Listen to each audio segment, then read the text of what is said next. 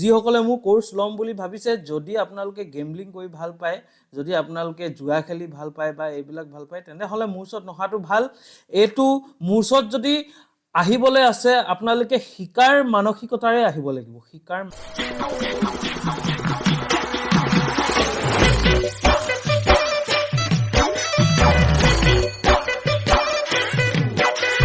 নমস্কাৰ বন্ধুসকল জংকি ট্ৰেডাৰ চেনেলটোলৈ আপোনালোক সকলোকে স্বাগতম জনালো আজি 7 ফেব্ৰুৱাৰী 2023 চন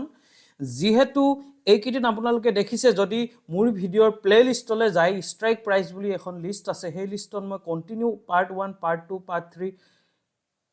একাড্ৰিকমে দি গলো আপোনালোকে মই ভাবো যে আপোনালোকেও সেই গুটেইকিটা পাৰ্ট ইতিমধ্যে চালে যদিহে চোৱা নাই আপোনালোকে চোৱাটো আটাইতকৈ গুৰুত্বপূৰ্ণ আৰু বাধ্যতামূলক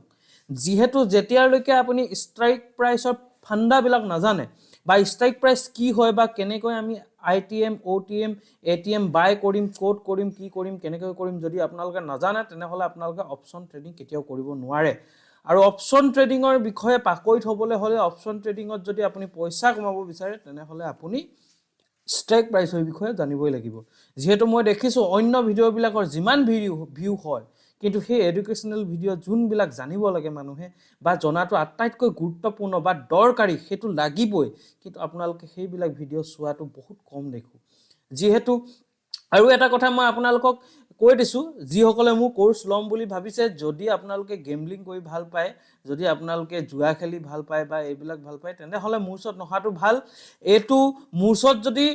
আহিবলৈ আছে আপোনালোকে শিকাৰ মানসিকতাৰে আহিব লাগিব শিকাৰ মানসিকতাৰে যেহেতু মই আপোনালোকক ফুল নলেজ দিম নলেজ মই আপোনালোকক ট্ৰেডটো লগাই নিদিও কিন্তু কেনেকৈ লগাব কোড লগাব কিয় লগাব এভৰিথিং আপোনাক দি দিয়া হ'ব আপোনাক এটা ফৰ্মুলা সেটআপ কৰি A to Z দিয়া হ'ব এই 3 দিনৰ ভিতৰত সম্পূৰ্ণ দিয়া হ'ব কিন্তু আপোনালোকে হেতুকে যদি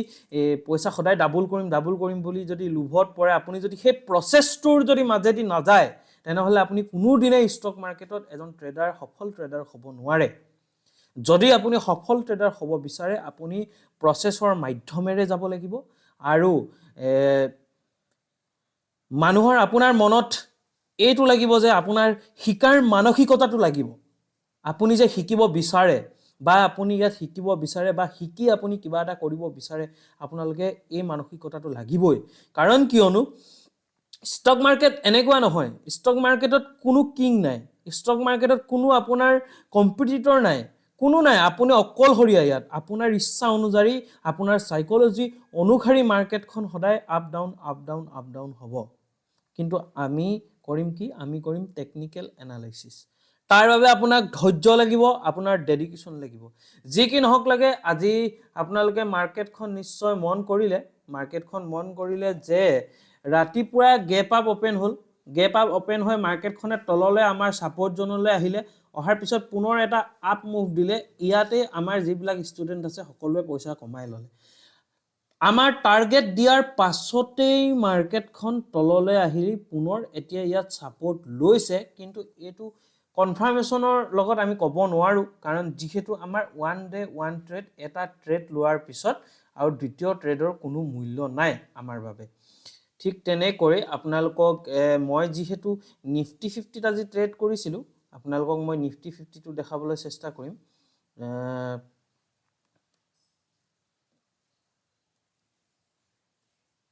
নিফটি 50 কেনেকৈ ধৰণৰ কি হল নিফটি 50 প্ৰথমতে গেপ আপ ওপেন হল মাৰ্কেট গেপ আপ ওপেন হৈ ইয়ালৈ আহিলে ইয়াৰ পৰা সাপোৰ্ট সাস্টেইন কৰিব নোৱাৰি অলপ তলৰ পৰা সাপোৰ্ট লৈ এই আপ মুভটোত আমি কমাই পুনৰ মাৰ্কেটখন এতিয়া তললৈ আহি ইয়াত পুনৰবাৰ ইয়াত সাপোৰ্ট লৈ মাৰ্কেট ওপৰৰ ফালে যাব লৈছে কিন্তু যদি ওপৰলৈ যায় ইয়াৰ ফাৰ্স্ট ৰেজিস্ট্যান্স এটো হ'ব ইয়াৰ সেকেন্ড ৰেজিস্ট্যান্স এটো হ'ব R1 R2 থাৰ্ড ৰেজিস্ট্যান্স এটো হ'ব R3 এনেকৈ গৈ থাকিব যি কি নহক লাগে আজি কি নহল মই আপোনালোকক দেখাই দিব বিচাৰিছো মোৰ PNL টো এনে ধৰণৰ আপোনালোকক মই টেলিগ্ৰামত দিছিলো যে মোৰ আজি 6422 টকা মোৰ প্ৰফিট হল আৰু এইটো ট্ৰেড মই অলৰেডি ক্লোজ কৰাৰ পিছত এই ট্ৰেডটো ক্লোজ কৰাৰ পিছত মই এজন বন্ধুক ট্ৰেড কৰি বিশেষ আমি এডুকেশ্যনাল পাৰপাছত মই তেওঁক দেখাবলগীয়া হৈছিল দেখাবলগীয়া হোৱাত মই একেবাৰে কম কোৱান্টিটিত আৰু এটা ট্ৰেড মই তেওঁক লৈ দেখুৱাত মোৰ এইটো কিন্তু মই আজি 8545 টকা প্ৰফিট হৈছে হয় কিন্তু এইটো মোৰ প্ৰপাৰ নহয় প্ৰপাৰ হল এইটো আৰু এইটো হল এডুকেশ্যন পাৰপাছ আপোনাৰ ডেমোৰ বাবে আৰু তেওঁক মই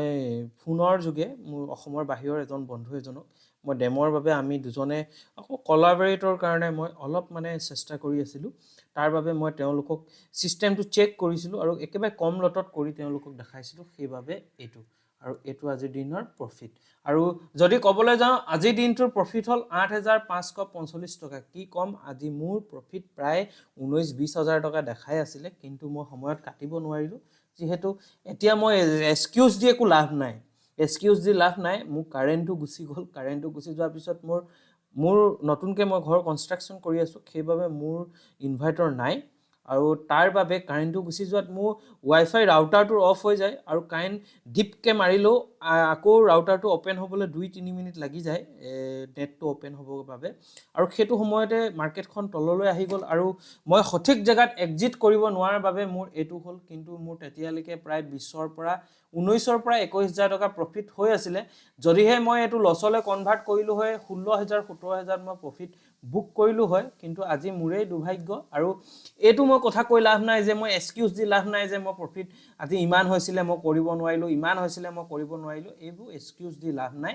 কাৰণ ষ্টক মাৰ্কেট হয় সদায় খোলা থাকিব সদায় পাম আৰু মই এবাৰ আপোনালোকক ৰিফ্ৰেছ কৰি এয়াই মোৰ সকলো ঘটনা আজিৰ দিনটোৰ আৰু আপোনালোকে দেখিলে মাৰ্কেট বৰ্তমান এতিয়া ইয়াত সাপোৰ্ট ফৰ্ম কৰি আছে ইয়াত সাপোৰ্ট ফৰ্ম কৰিলে যদি যায় এইটো ৰেজিস্ট্যান্স সেকেন্ড ৰেজিস্ট্যান্স এইটো থাৰ্ড ৰেজিস্ট্যান্স এইটো এনেকৈ ধৰণে যাব যি কি নহওক লাগে আমাৰ ওৱান ডে ওৱান ট্ৰেড আৰু যিসকলে জংকি ট্ৰেডাৰ অফলাইন কোৰ্স কৰিছে তেওঁলোকে আজি য'ত মন গৈছে তাতে পইচা কমাইছে বেংক নিফটিত মন গৈছে বেংক নিফটিত পইচা কমাইছে নিফটি 50 মন গৈছে নিফটি 50 পইচা কমাইছে আপোনালোকে চাব আমাৰ সেটআপ প্ৰত্যেক দিনাই দিয়ে প্ৰত্যেক দিনাই আমি সেটআপৰ মতে ট্ৰেড কৰো আজিও আমি সেটআপৰ মতে কৰিছো সদায় সেটআপৰ মতে কৰো কিন্তু কথাটো হ'ল যে কাৰ কিমান ধৈৰ্য কাৰ কিমান ডেডিকেশন মই যদি আপোনাক কওঁ যে এক মাহ প্ৰেক্টিস কৰক প্ৰেক্টিস কৰাৰ পিছত ৰিয়েল মানি লগাব যদি আপোনালোকে প্ৰেক্টিস নকৰি ডাইৰেক্টলি যদি ৰিয়েল মানিত যদি কাম কৰিব বিচাৰে তেনেহলে আপোনালোকৰ সৰু সৰু কিছুমান ভুল হ'ব কিন্তু ষ্টক মাৰ্কেটত ভুলৰ কোনো মাফ নাই যদি ভুল হয় তেনেহলে আপোনাৰ পইচা যাব সেই হেতু মই কওঁ যে এক মাহ হ'ব নিজক শিকাবলৈ দিয়ক নিজৰ মাইন্ডসেট প্ৰিপেয়াৰ কৰিবলৈ দিয়ক নিজক এডজাস্ট কৰিবলৈ দিয়ক ধন্যবাদ আপোনালোকৰ দিনটো শুভ হওক মই ভিডিওটো ইমানখিনিটা সামৰিলো আজি আকৌ সন্ধিয়া যদিহে পাৰো তেতিয়া ষ্টক প্ৰাইচৰ শেষৰ খণ্ডটো আপোনালোকলৈ আগবঢ়াই দিম বুলি আশা ৰাখিলো ধন্যবাদ আপোনালোকৰ দিনটো শুভ হওক